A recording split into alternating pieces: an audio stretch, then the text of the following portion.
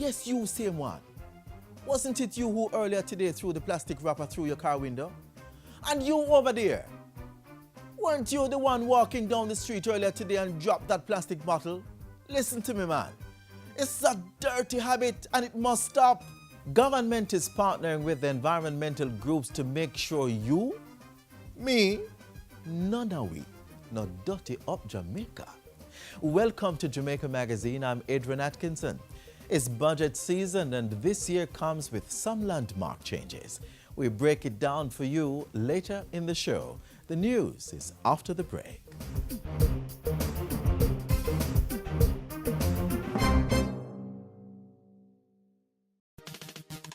Which government organization offers you exceptional customer service? A tax office, police station, hospital, post office, health center or NIS office? Vote for your favorite public sector organization in the Public Sector Customer Service Competition. Call toll-free 1-888-991-2752. Visit cabinet.gov.jm and follow the instructions. Or drop your entry form at government agencies island-wide. Votes close April 30, 2015. Let your voice be heard.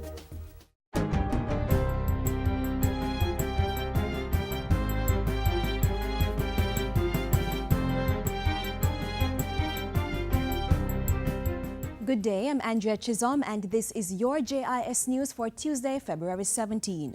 The Ministry of Health has launched a multi-million-dollar measles prevention campaign to ensure that all children ages 1 through 6 are protected against the disease. The $54.4 million campaign, which will run from February 16 to May 8, is to buy and administer the measles, mumps and rubella MMR vaccine. Health Minister Dr. Fenton Ferguson says the campaign will target 195,000 children across all parishes in 3 phases. Phase 1 will target children attending clinics at the health centers for routine immunization services such as the 18 months booster doses. Phase 2 will seek to capture children at the basic infant primary schools and daycare centers. And Phase 3 will focus on targeted community outreach for those who were not immunized in Phase 1 and 2. Dr. Ferguson adds that the targeted groups will be vaccinated if they are unable to provide documented proof of receiving 2 doses of the MMR and any other compulsory vaccine. The health minister, who was speaking at a press conference on Monday, said Jamaica's measles vaccination coverage increased from 81% in 2011 to 94% in 2013. Government has allocated $140 million to parish councils island-wide to repair roads under Phase 4 of the Jamaica Emergency Employment Program JEEP. State Minister in the Ministry of Transport, Works and Housing, Richard Azan, made the disclosure recently. Part of JEEP 4, we were able to allocate $140 million across the island to all parish councils. So every parish council get a little thing that they can able to do 1 and 2 parish council roads. Minister Azan was addressing a ceremony to officially open 2 roads in central Manchester, the Bashy Road in Belfield and another in Woodlawn Crescent, Royal Flat. Both were repaired last year under Phase 3 of JEEP at a cost of $6.2 million. Over 1,000 projects have been completed on the JEEP since the program began in 2012. Almost 200,000 residents served by the National Water Commission NWC's facilities in Martha Brae Trelawney will benefit from improved services as a result of projects that were undertaken there. Following 18 months of upgrading works under the Jamaica Water Supply Improvement Project, the treatment plant has been rehabilitated and a supporting facility constructed. Portfolio Minister Robert Pickersgill commissioned the facility into service last week. It will provide a total of 11 million gallons of water per day. While the NWC is not the only water provider, it is estimated that it now provides water to more than 70% of the population of Trelawney. This is indeed a significant improvement over the previous decade. Property owners are urged to pay their 2014-2015 property taxes by February 28 to avoid late fees. In a release, Tax Administration Jamaica TAJ said persons who pay after February 28 would attract a 10% penalty. The TAJ pointed out that by law it could have applied the late payment fee on property taxes on May 1 last year. But following discussions with the Ministry of Local Government and Community Development, the deadline was extended. Property tax payments can be made at any tax office or via the website jamaicatax.gov.jm. Prime Minister Portia Simpson-Miller has thanked the European Union for its contribution to Jamaica's social and economic development over the past 40 years. At a recent function, Mrs. Simpson-Miller said the EU was the largest provider of grant funding to Jamaica, amounting to some 1.2 billion euros. Jamaica and the countries of Europe have for 40 years been able to fashion a path of cooperation and engagement anchored in trust and mutual respect. The ultimate aim of this relationship is to secure for all the peoples of our countries the best possible quality of life. The EU has partnered with Jamaica in a number of areas, including education, agriculture, infrastructure development, public finance management, and rural development. And finally, Parliament prorogued today to facilitate preparations for the 2015-2016 fiscal year, which officially begins on April 1. The ceremonial opening of Parliament, which includes the annual throne speech by the Governor-General, will take place this Thursday at 11 a.m. And later in the afternoon, government will table the budget and the revenue measures for the next fiscal year. It's in keeping with the fiscal rules passed in Parliament last year, which stipulates that government should pass a budget before the start of the new financial year. Parliament's Standing Finance Committee will then consider the budget on March 3 and 4, and the Finance Minister will open the budget debate on March 12. He will be followed by the opposition spokesman on finance, the leader of the opposition, and the Prime Minister. The Finance Minister will close the budget debate on March 25. Under the new regime, no other government or opposition member will contribute to the budget debate. And that's it for JIS News Today. I'm Andrea Chisholm. Thank you for watching.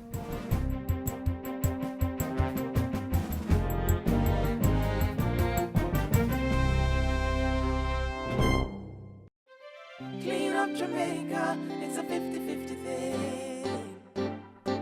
Clean up, everybody clean up. Somehow we are sweep, somehow we are pick it up. Make we clean up, we are that we community. Seal up with garbage, bag them tightly.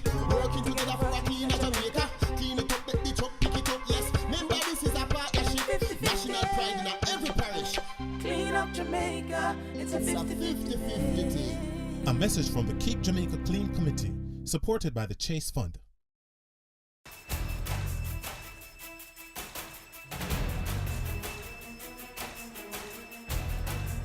Prime Minister outlines priorities for upcoming fiscal year. NHT contributors get land and keys to new homes at Helchar, and Jamaica and the EU celebrate 40 years of partnership. With Jamaica House Weekly, I'm Theodore Henry.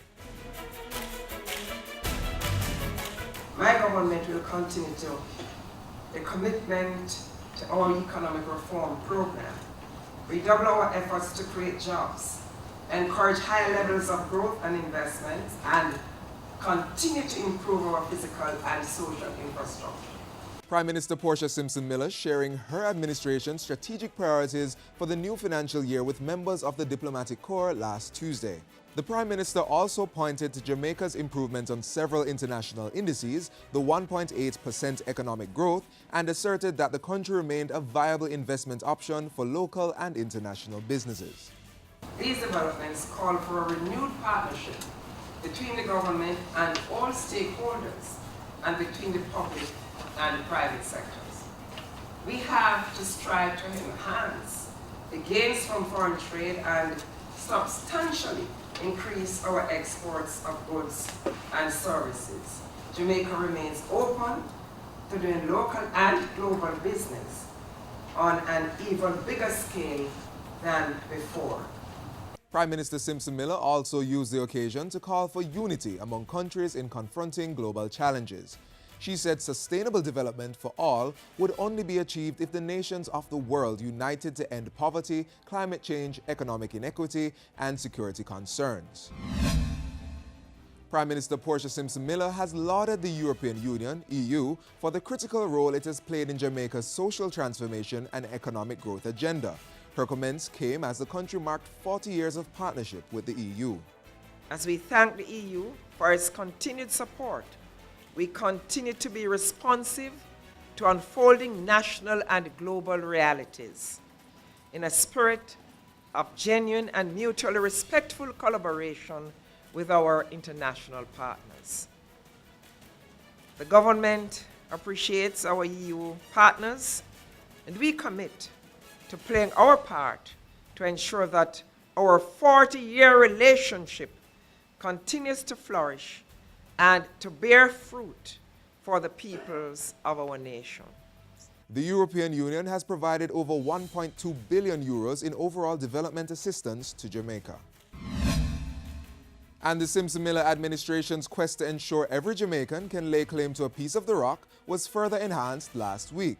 On Friday, the Prime Minister handed over keys and letters of possession for the first 60 of 226 houses and service lots at Sandhills Vista in Helshaw, St. Catherine. An investment in housing is an investment for the future. May today mark another major milestone in the journey towards that better life and a brighter future for all Jamaicans. How wonderful it is to be able to say to you today, welcome home. The 40-acre NHT development was built at a cost of $1.8 billion and boasts a community center, multipurpose court, football field, and an equipped children play area. News came last week that Jamaica had improved in the global rankings for press freedom. The country now sits in 9th place on the Reporters Without Borders World Press Freedom Index. Minister responsible for information, Senator Sandra Faulkner, said Jamaica's improved ranking from 17th to 9th was a significant achievement which was a direct result of government's clear actions to improve the media and communication environment. Minister Faulkner also reassured that government would continue to play its part so that Jamaica remained a shining example of press freedom in the world. And finally, the country observed World Radio Day on February 13 under the theme Youth and Radio. Senator Faulkner used her statement on World Radio Day to encourage Jamaicans to use radio to its fullest advantage for the benefit of all, particularly the youth. She said radio should be used as a developmental tool, an avenue to inspire, equip, and give a voice to youth in shaping national policy. Minister Faulkner also used the day to salute the pioneers of the industry while charging them with the responsibility of finding ingenious ways to make radio a true agent of social inclusion. And that's it for Jamaica House Weekly. We return next week with more of the stories coming out of the office of the Prime Minister.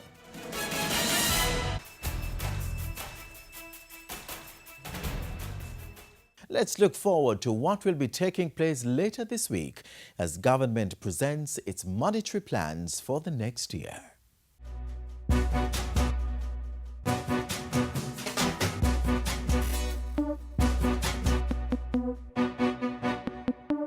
It's that time of year again. Yes, we are here to talk about the budget. I know it's not yet April and we're in the month of February, but under the new fiscal rules, government is now required to pass a budget before the start of the new fiscal year, which begins on April 1. But why? To ensure better financial management and fiscal administration. So to ensure that happens, there will be some changes. No longer will one hear about the expenditures on one day and wait 2 or 3 weeks later to know how the government will finance them. We shall be presenting the estimates of expenditure and the estimates of revenue at the same time. That means on February 19, you will be able to see the big yellow book with the budgetary allocations and the pink book outlining where the money will come from on the same day. So everybody from day one can see how well put together is the budget. It's a far more organized way to present the budget. I think that what is being done now is proper governance. People can project their business from a private sector point of view or from an individual point of view, and also government can let us know ahead of advance, what are the plans that they have. So it's an excellent move, and I commend the minister and the government for this move. Now, since the budget will be tabled earlier, the rituals that usually accompany its tabling will also be completed earlier. But this time, only specific members of government or opposition will contribute to the budget debate. Take a look at the new schedule.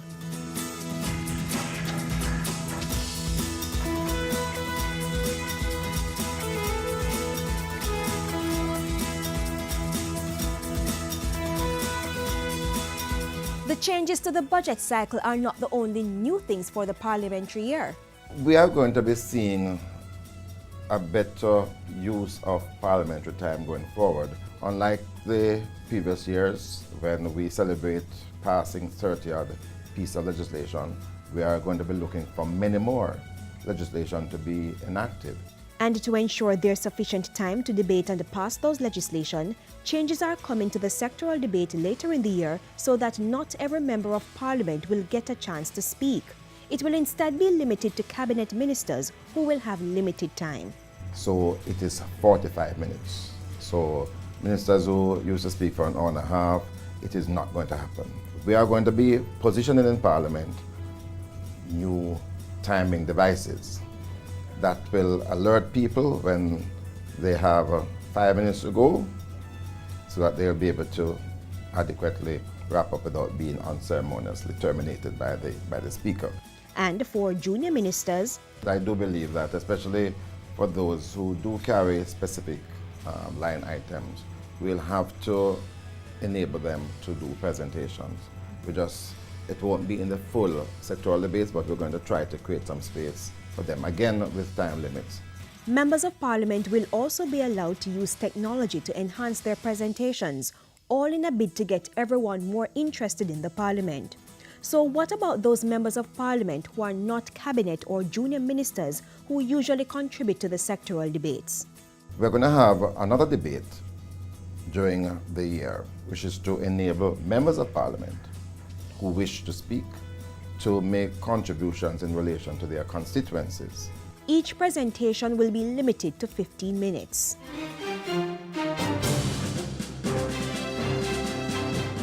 Now that we know about the new schedule for the parliamentary year, let's turn to the analysts for their expectations for the 2015-2016 fiscal year. They believe government has to maintain fiscal discipline. So I think that the path that we're on is definitely the path that we need to stay on.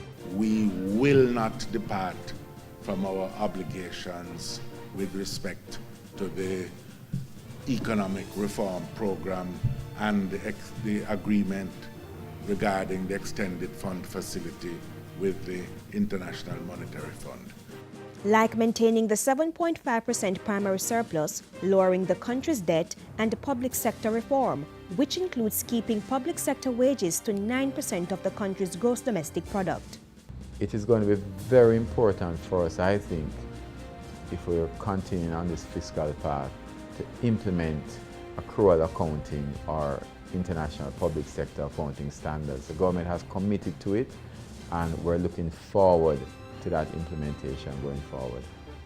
Analysts also indicated that government needs to maintain law and order, focus on tax compliance, improve the country's infrastructure, and grow critical sectors like information and communications technology, manufacturing, tourism, and agriculture.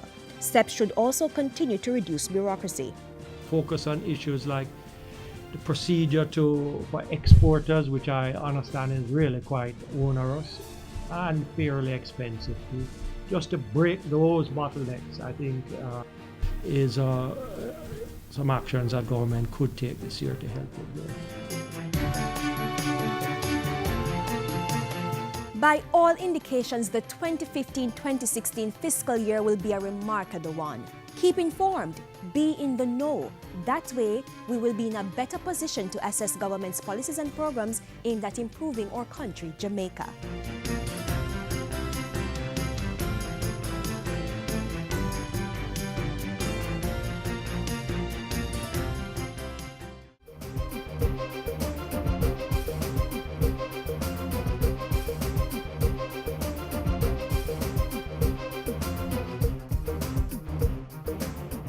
Recently, a $34.5 million public education campaign to keep Jamaica litter-free was launched.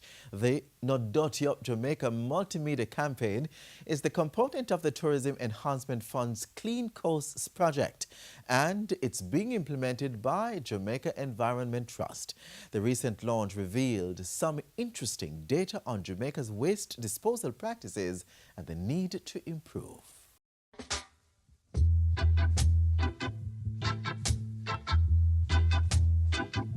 Over 80% of what volunteers took off the beach on ICC Day this year in Jamaica was plastic. You could even say Jamaica is drowning in a sea of plastic.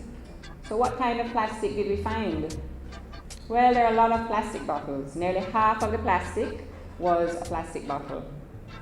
Add the bottle caps, and together you have over 60% of all plastic collected on ICC Day. 28 volunteers from Marymount High collected 11,652 plastic bottles from a strip of coastline in Port Maria less than a quarter mile in length. And all of the plastic we found, all of it, and this is where we all come in as individuals, are things that we use in our daily lives. Bags, bottles, cups, plates, sweetie paper, cheese scrunchy paper, all the things that we all are guilty of using.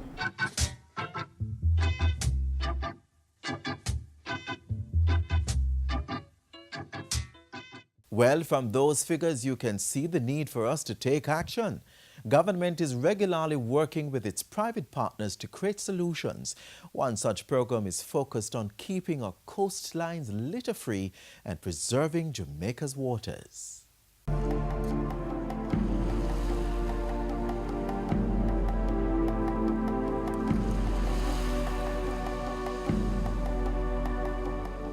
The problem is a really big problem, and we need to be afraid of this problem. When you come out here and see the amount of garbage that has piled up, it is frightening. A lot of animals mistake garbage for food, and then they eat them and then they die. I had a discussion with the persons, the Recycle Jamaica campaign, and they're telling me that somewhere in the region of 250 to 275,000 cases of plastic bottles are produced every day. That's a frightening number.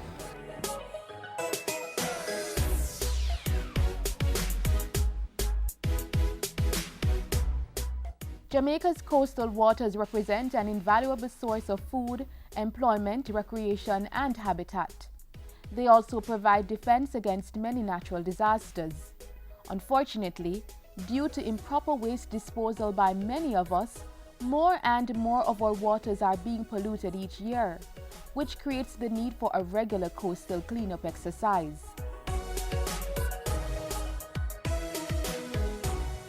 Have you ever done this? It seemed like the most convenient way of getting rid of that piece of garbage, right? And after all, who wants junk piling up in their personal space, making things look untidy, or even creating a health hazard? Well, when you throw that piece of trash out of the window, you're actually creating the very reality you don't want, just in another way. Plastic bottles are actually the #1 items that are collected. Plastic bottles, shoes, slippers, jars, big pans and stuff, buckets. It's the garbage that is washing down from our gullies. You see, when you throw that piece of trash through your car window, it rolls away, very often rolling into a stream or a river, and by ebb and flow, eventually gets into the sea. Then the fishes, marine mammals, reptiles, and other sea creatures may become entangled in the garbage, or worse, ingest them and die. According to the National Environment and Planning Agency, NEPA, a general lack of awareness about the importance of proper waste management is a critical concern for Jamaica. That was highlighted in a study done by the Inter-American Development Bank and has long been a concern for the Jamaica government and non-government groups. This concern has driven a yearly activity to clean up your coastlines internationally and at the local level. Initially started by local NGO, the Jamaica Environment Trust, JET, the movement is now heavily supported by Jamaica's government, particularly through the Tourism Enhancement Fund. TEF has pumped millions of dollars into the annual exercise used to commemorate International Coastal Cleanup Day. Every year, the Tourism Enhancement Fund has been sponsoring the Coastal Cleanup Day. It's very important. It has turned out to be a huge success, and it makes a big difference. In Jamaica, many depend on the fishing industry to make a living and to get fishes and other sea creatures such as lobster, conch, and shrimp for food. If we don't curb our waste disposal practices, however, we face a grim future. For those who may not see the need for changing their garbage disposal practices or attitudes, think about this. Under the National Solid Waste Management Act of 2002, it is an offense to dispose of solid waste in any area or in any manner not approved by the authority. And if you're found guilty, you could face a fine not exceeding $1 million, imprisonment not exceeding 9 months, or both. The legislation also clearly states that it's an offense to throw, drop, or otherwise deposit and leave litter in public places. Fortunately, the message of cleaning up our coasts and general environment is taking root. And interestingly, it's among the nation's youth who are rallying the cause. Clean up the beach, promote good health. It is very important for us to keep our beaches clean, as it's tourism is a multi-billion-dollar investment in Jamaica. I think we should be cleaning up because the fishes eating these things and it's not good for them and they're dying, and we have a lot of fishermen around here and this is what they use to survive, so they need the fishes. So it's a good thing to be cleaning up around here. So at the end of the day, it will come back to affect us. So it's best if we deal with the problem from now, so later on we don't have a situation where it's going to affect us and our future generations. Use the receptacles and any other avenues that are the proper ways to do it, rather than throwing it in our gullies and in our streets, because they eventually find their way to the coastline. Don't throw garbage at the side of the road, out of a car window, into a gully, no place at all. Everyone in Jamaica, across the length and breadth, not just on the coast, are the problem. And what we've got to do is recognize among us what it is that we want to leave for our children. What is the legacy? Cleanliness is next to godliness. Clean up, live up!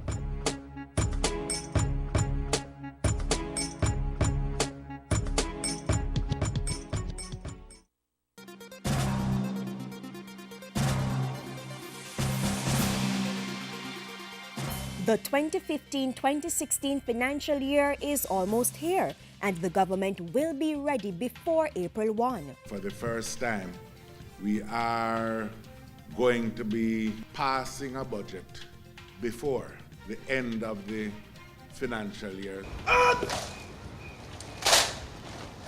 The ceremonial opening of Parliament will be on Thursday, February 19, when the Governor-General will outline government's plans for the fiscal year. Then, later in the afternoon, another history-making move. We shall be presenting the estimates of expenditure and the estimates of revenue at the same time. It's a far more organized way to present the budget.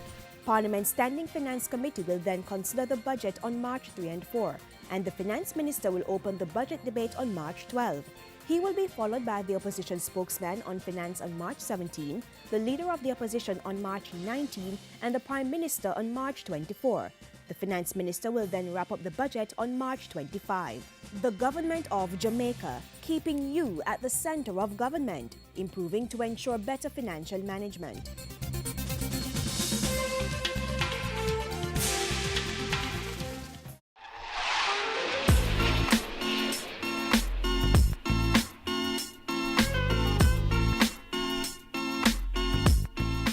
This is how we close the pages of today's Jamaica magazine. I hope it was as insightful for you as it was for me. Litterbugs, starting right now. Drop that bad habit and find a bin in which to throw that trash. If you have any comments on today's show or queries, then feel free to drop us a line at jamaicamagazine@jis.gov.jm.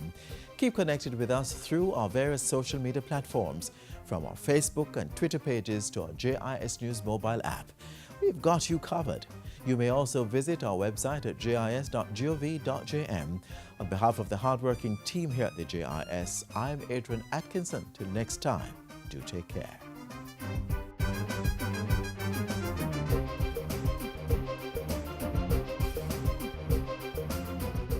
This has been a production of the Jamaica Information Service, the voice of Jamaica.